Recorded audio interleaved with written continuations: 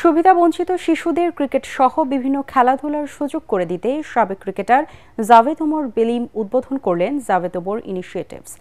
উদ্বোধনী অনুষ্ঠানে এসে বাংলাদেশ ক্রিকেট বোর্ডের সভাপতি ফারুক আহমেদ জানান, সুবিধাবঞ্চিত খেলোয়াড়, কোচ এমনকি সাংবাদিকদের জন্য শিগগিরই একটি ফাউন্ডেশন চালু করবে বিসিবি। পরাকারমানের রিপোর্ট। বাংলাদেশ ক্রিকেটের টেস্ট যুগে জাভেদ ওমর বেলিম ছিলেন দলের এক অবিচ্ছেদ্য অংশ।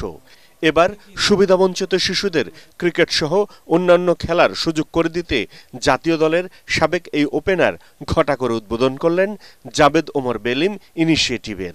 সংবাদ সম্মেলনে তিনি জানান, খেলার পাশাপাশি লেখাপড়ারও সুযোগ পাবে সুবিধাবঞ্চিতরা। কেউ না দেয়, দুশ্মন কেউ না দেয়, খুব খারাপ জিনিস।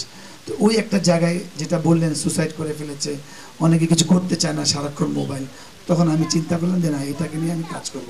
শিক্ষা তো আছে, আগে মেন্টাল হেলথ স্ট্রং থাকবে, তারপর ওভাবে করবো। তো সেই জন্যই আমার আজকে যারা সামনে আসছে আমার। এ সময় বাংলাদেশ ক্রিকেট বোর্ডের সভাপতি ফারুক আহমেদ জানান, সুবিধাবঞ্চিত ক্রীড়াবিদ, কোচ ও সাংবাদিকদের জন্য শিগগিরই বেলিমের মতো একটি ফাউন্ডেশন তৈরি করবে বিসিবি।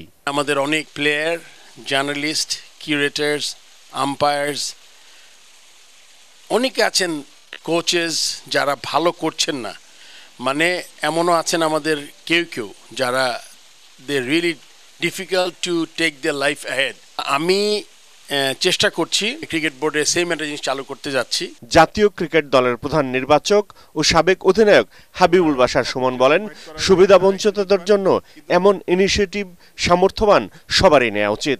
আমার কাছে এটা অনেক গুরুত্বপূর্ণ যে যারা খেলতে চায় না, যারা খেলার জন্য সুযোগ করে দেয়া, সরঞ্জাম দেয়া, so that they can start.